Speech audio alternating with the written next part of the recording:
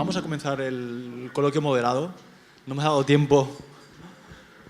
Y reclamo también la presencia del profesor Vicente Garrido y de Francesc.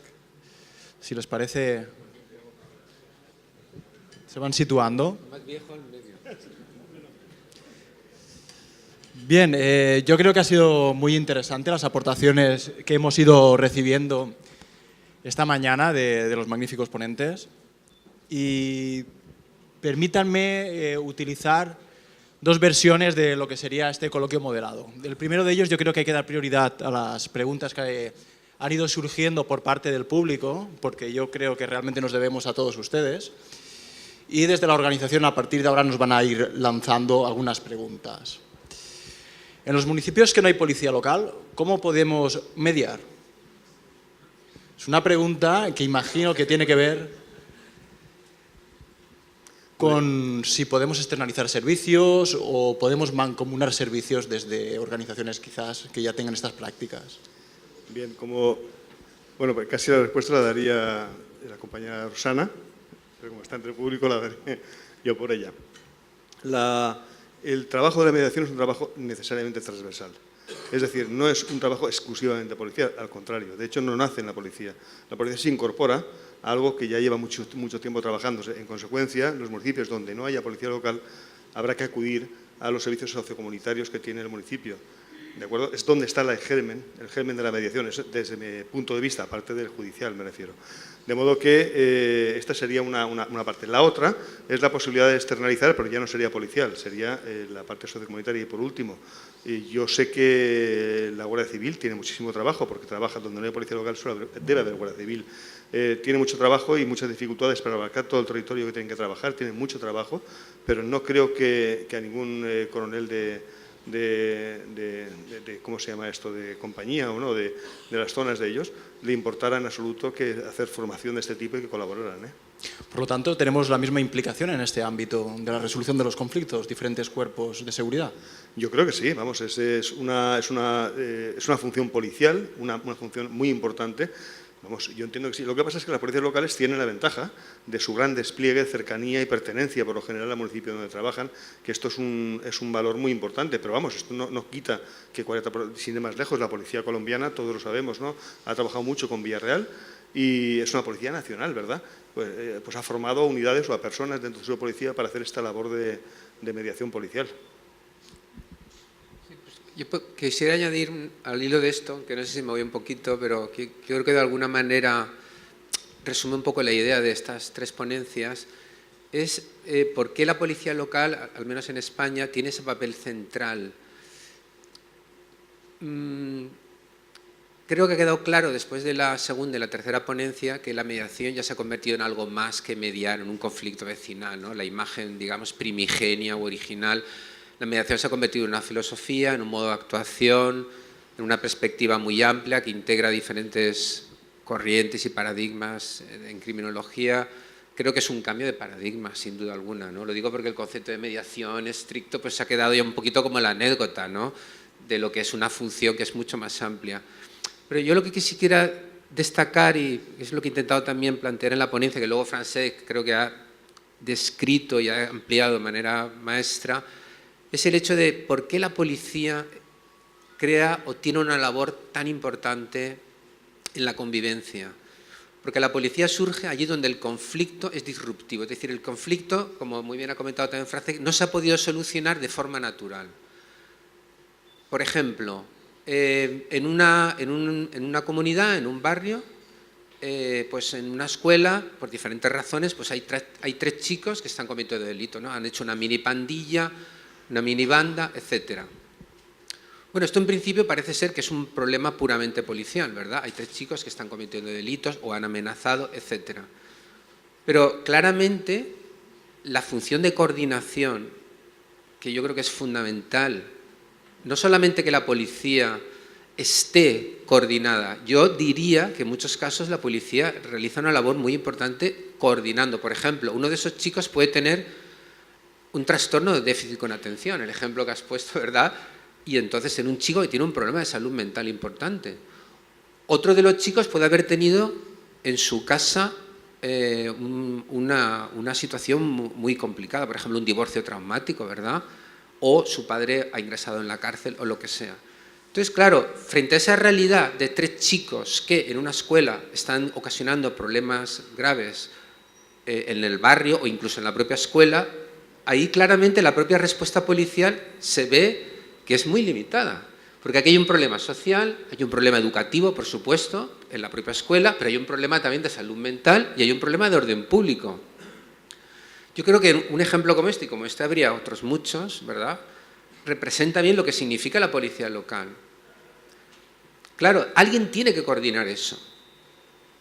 Y yo creo que la policía local, si realmente prospera y los nuevos policías y los nuevos responsables policiales y la política de la Generalitat, en este caso, lo apoya, tiene que ser diferente. La reactividad, por supuesto, lo hemos dicho, ¿verdad? Todos, si hay un delito, pues se ha de responder, eso está más claro que el agua. Pero claro, en la vida cotidiana, los conflictos que no necesariamente son de orden público, digamos, o de orden público, son los mayoritarios. Y eso es lo que al final da sentido a que efectivamente tú tengas sensación de seguridad. Porque todo se coordina de un modo que tiene sentido, siguiendo una misma filosofía. Y eso es realmente lo que yo creo que es y lo que implica este sentimiento nuevo de policía, ¿verdad? O este nuevo modelo de policía. Y al final, ¿qué ocurre? Al final ocurre que tú cambias la identidad de la gente. Es decir, la gente ya no es, no, pues a este yo no... Este es un niño problemático, este es un gamberro, este es el relato que tiene el pueblo o tiene la comunidad de estos 3. Son los golfos, son los que se merecen las esposas. ¿Te dais cuenta? Es la narrativa, es el relato. El relato lo es todo. Me siento seguro o no me siento seguro. Es la construcción que hacemos. Por eso la policía local cambia el relato, tiene que cambiar el relato. Porque de ese modo cambia la identidad de la persona afectada, de las personas que están relacionadas con el problema y de la colectividad, ¿verdad? Disculpe, profesor, antes de dar paso a Francesc, es que me surge la siguiente cuestión. Estamos hablando de cambiar relatos, de cambiar discursos, pero la policía, ¿tenemos que cambiar nuestro relato? ¿Tenemos que socializarnos de una manera distinta en la comunidad? Bueno, yo pienso que se ha planteado aquí, ¿verdad? Yo llevo muchos años teniendo muchísimos alumnos de la policía, de todas las policías en España, con honra lo digo, tengo varias generaciones de alumnos y yo me he dado cuenta que esto es un proceso que ya se está haciendo, es decir, las generaciones más recientes, o sea, las promociones más recientes, pues tienen una mentalidad que yo creo que claramente ha sido cambiada. Ahora bien, ¿en qué medida esto forma ya parte de la filosofía de las escuelas, de los centros de formación de las policías? La verdad es que yo no lo sé tanto. Creo que ha cambiado mucho en los últimos años. Probablemente no suficiente. ¿Por qué? Porque, claro, igual el poder tiene miedo, ¿no? El poder político, ¿no? En el momento que abandonas ese modelo de policía duro, reactivo, vas a perder el favor de la gente. Claro, es no conocer cómo funciona la gente, pero muchas veces sabemos que las medidas políticas y las perspectivas legislativas se plantean sin un conocimiento de causa, que eso es otro problema en España, ¿verdad? Que habría que plantearse por qué está tan alejada la investigación de la política real, ¿no? Pero bueno, eso es otro tema, ¿verdad, Francesc? Sí, yo a ver, estoy casi de acuerdo con Vicente, pero yo creo que hay trabajo por hacer, ¿eh? Hay para mejorar. Yo creo que sí, que es cierto, que hemos mejorado. La prueba es el hecho de todos los que estáis aquí hoy, por ejemplo, y la actitud que tenéis. Esto hace 30 años hubiera sido imposible. O sea, la cosa ha mejorado, pero yo aún de vez en cuando, y no es extremadamente raro, me cruzo con alguien que cree que ellos solo están para aplicar la ley, que ellos no tienen que implicar en nada, que aún encuentro con modelos que yo creo que son anticuados, o por decirlo en palabras más amables de Vicente, que no han captado cuáles son los retos de la policía en nuestros momentos. Es decir, yo sería moderadamente optimista, pero hay trabajo por hacer. Sí que aún hay que cambiar, hay que trabajar en el cambio de la narrativa, de cómo la policía se ve a sí misma. Y en cierta medida esto puede depender de los modelos de los cuales somos deudores. Evidentemente nosotros procedemos de un modelo gubernativo que poco a poco ha ido incorporando la profesionalización, igual que ocurrió en la década de los años 70, ¿no? Cuando este modelo de Vollmer pues parece ser que ya no tiene más recorrido y decidimos que además tiene que aproximarse a la sociedad, porque no solamente a través de la reacción, de ir detrás de los conflictos, podíamos realmente prestar el servicio público que debíamos prestar a la comunidad. Por lo tanto, tenemos que explicar muy mucho cómo integramos todos estos modelos policiales y a su vez las estrategias, ¿no? En cada momento y qué unidades deberán implementarlas.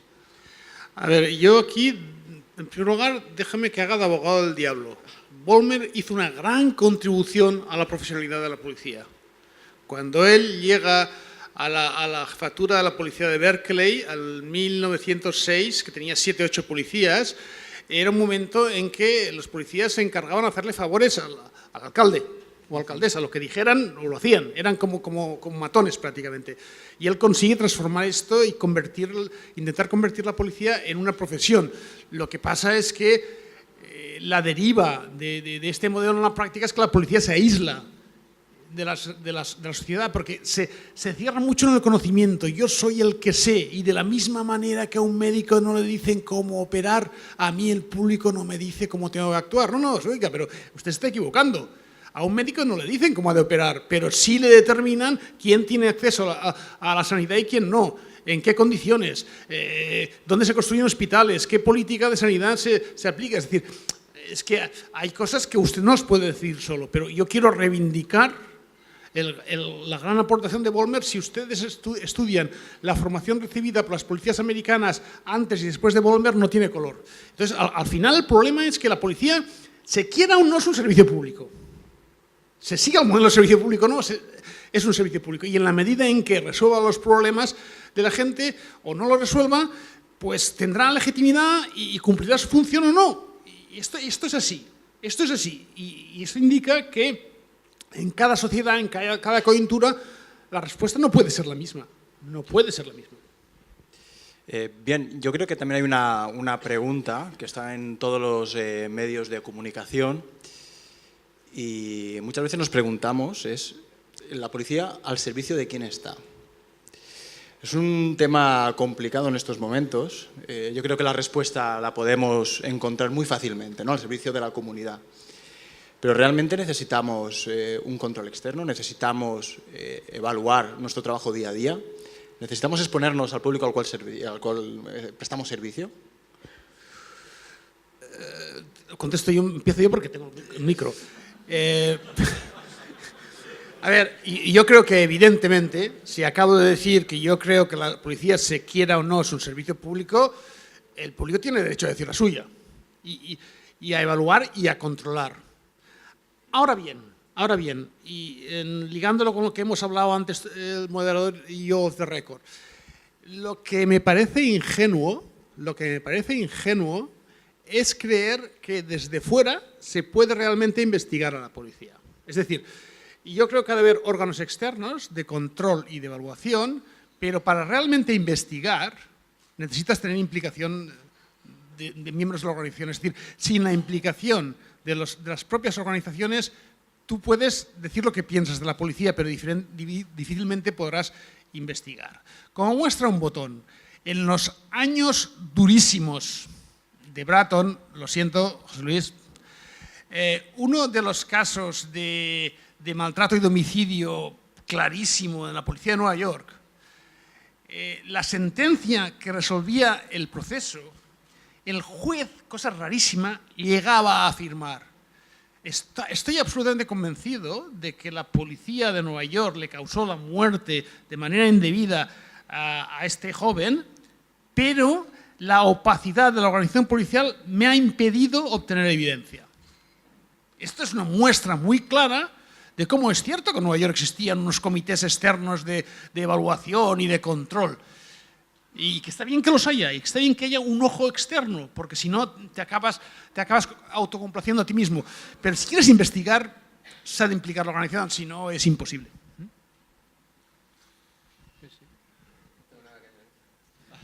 Sí, voy a levantar una pequeña aportación, creo, bueno, estás completamente de acuerdo contigo, Guillén. Yo cito lo de Nueva York porque me viene bien, pero no, es broma. Bueno, creo que hay una parte importante en esto, vuelvo a mi ponencia del equilibrio, ¿verdad? Que es que vamos a ver, hace un momento estábamos hablando del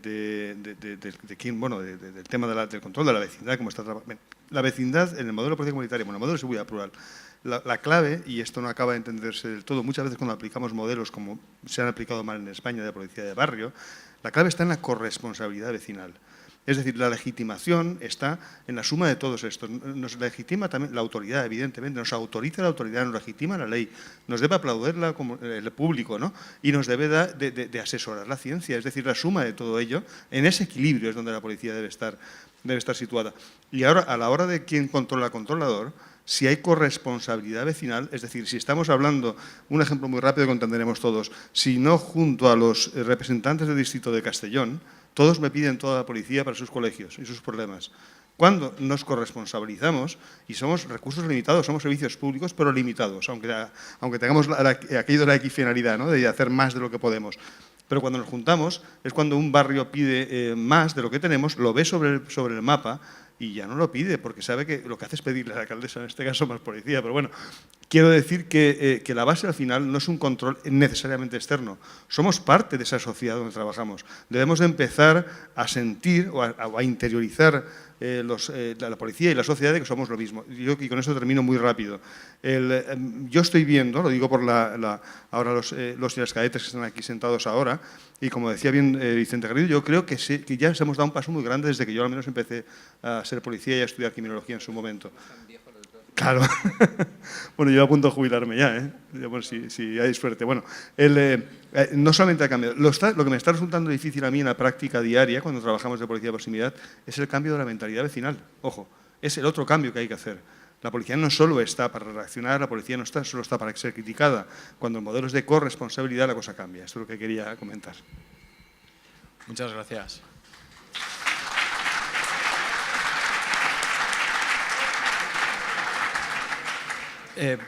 Quisiera preguntarles, y ya a los tres ponentes, en la gestión de los problemas sociales las instituciones hemos ido perdiendo cierta imaginación, ¿no?, a la hora de implementar pues proyectos y quizás de impulsar otra forma de resolver los problemas sociales. En cierta medida por nuestra preocupación obsesiva en las estadísticas, los medios de comunicación, porque es difícil tener una comunidad crítica que no esté influenciada por medios de comunicación, y las propias necesidades burocráticas del sistema de justicia. ¿Está todo inventado? ¿Podemos plantear algo diferente desde el ámbito de la seguridad? Es una pregunta muy abierta, pero bueno, justamente era para ello. Bueno, empiezo yo. A ver, yo creo que queda todo por hacer, es lo que se ha comentado. O sea, yo es que tengo la opinión contraria, es que yo creo que realmente todo lo que se ha explicado aquí y otras muchas cosas, ¿verdad?, que se podrían plantear, están por hacer en muchos sentidos. Todo lo que he comentado yo esta mañana acerca de los barrios eficaces, ¿no?, sentido, ¿verdad?, de cohesión, la participación, de compromiso, como se ha comentado, el hecho de que la policía es un elemento más dentro de una identidad colectiva caracterizada por determinadas cuestiones. Yo creo que eso todavía no se ha hecho. Me da la impresión, está todo por hacer. Y un montón de cosas que tú has comentado ahí, tampoco, ¿verdad? Y por no hablar, Francés, de muchos de los procedimientos que tú también has señalado, ¿no? Yo creo que no, yo creo que teóricamente el desarrollo es muy superior, pero no teóricamente en el sentido de quiméricamente, sino, es decir, se ha producido un desarrollo teórico basado en evidencias y la política de implementación está muy atrasada, porque una de las cosas que yo he querido comentar esta mañana es que el modelo o la nueva filosofía de la policía de mediación, por llamarlo de esa manera, o de comunitaria, como queramos llamarla, tiene fundamentos empíricos muy importantes. Es que cuando se ha comentado aquí que la policía legitimada es una policía más eficaz incluso para la reacción, porque es una policía que cuenta con la confianza de la gente y por consiguiente la gente querrá comunicarse con la policía mucho más, lo cual ayudará mucho en la captura de los culpables, incluso en el rol tradicional, es que eso es un hecho. Es que esa policía legitimada, más eficaz, por supuesto para la tarea preventiva, pero también para la reactiva, eso es una realidad empírica. Entonces, ¿qué es lo que falta? Trabajar en el sentido de fomentar ese rol de la legitimidad. Pero ¿qué es lo que ocurre? Que la teoría, la evidencia, las razones por las cuales, como muy bien ha explicado Francés, también ha destacado José Luis, las razones y los resultados de por qué ese modelo funciona los tenemos. Lo que no está a la altura es la implementación, y yo creo que eso, en general, es así.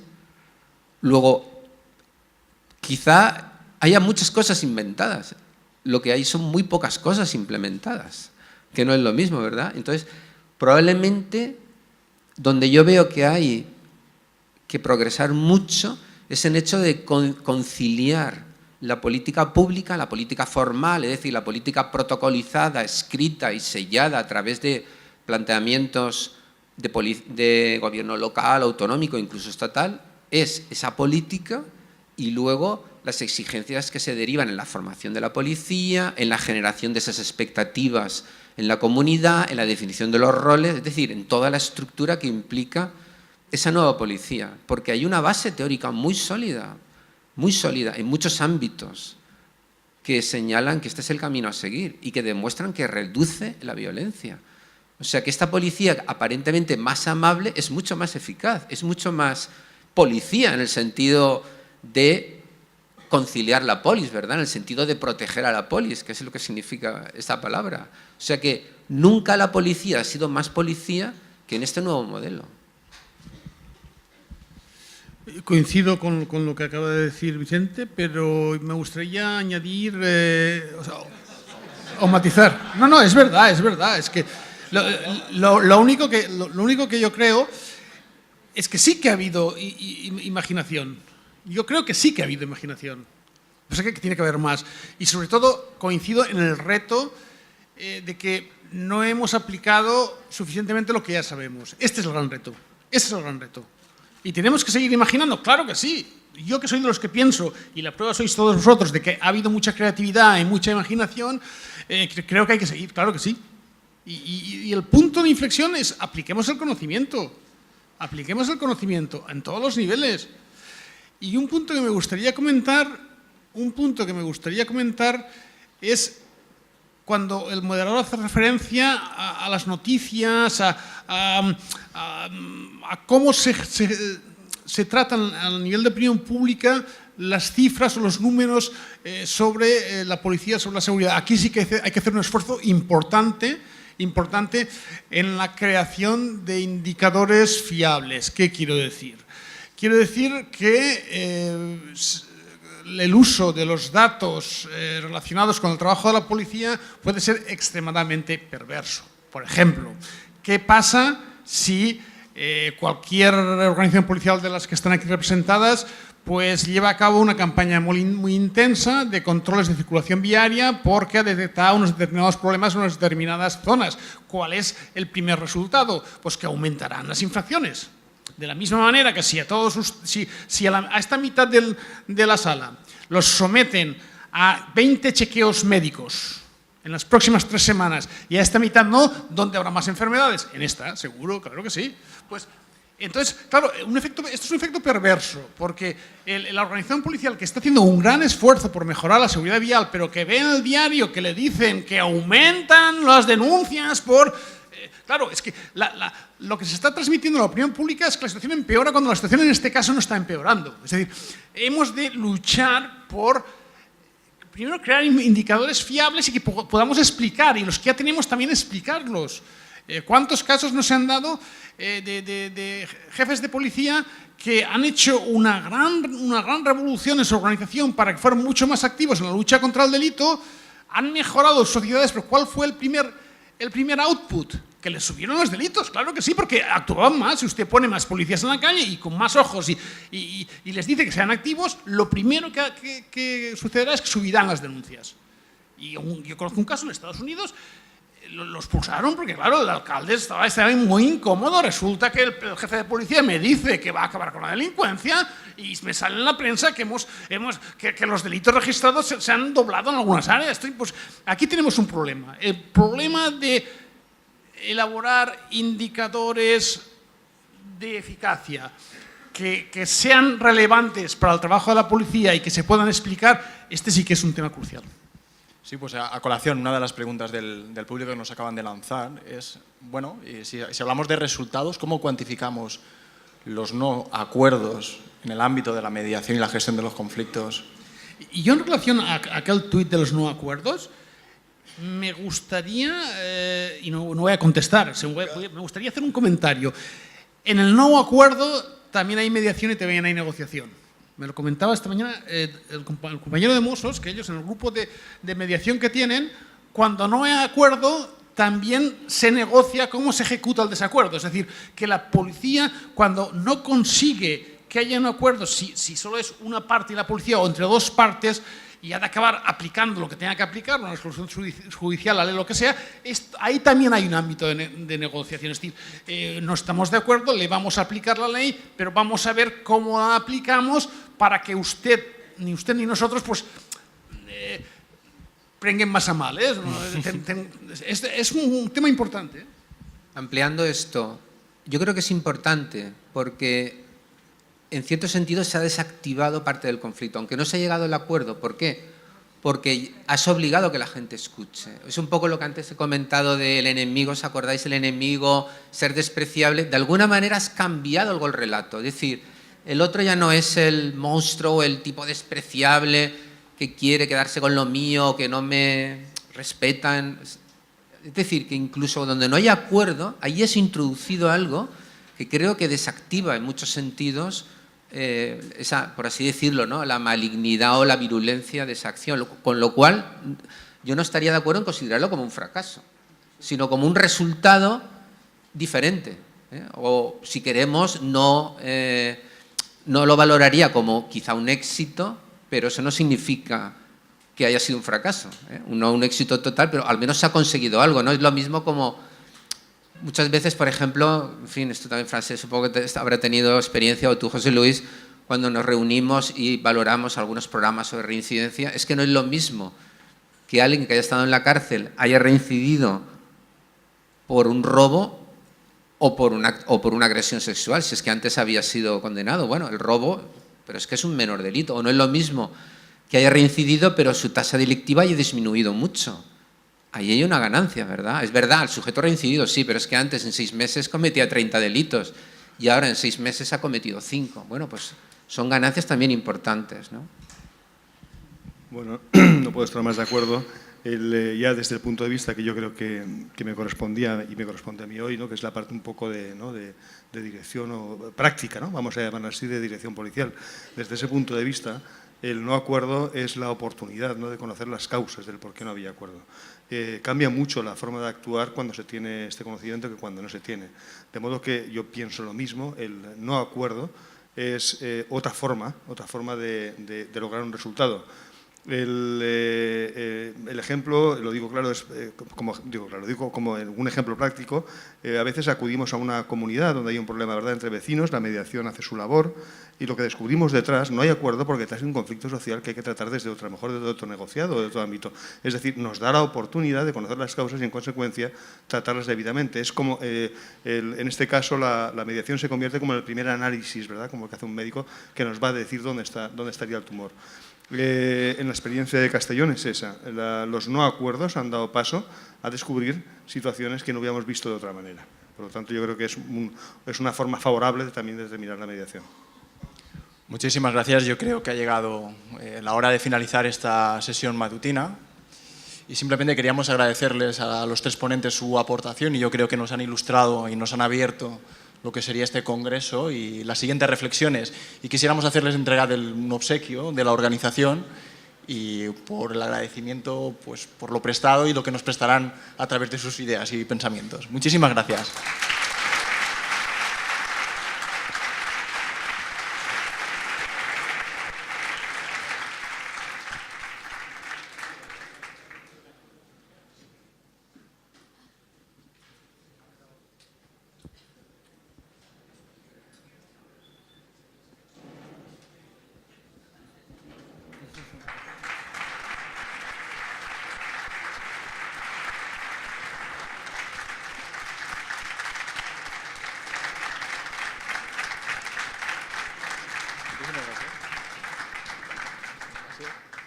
Bueno, vamos a dar fin a la sesión. Les recuerdo que comenzaremos dentro de nuestras posibilidades a las 16 horas y espero que sean todos pues, puntuales con ello.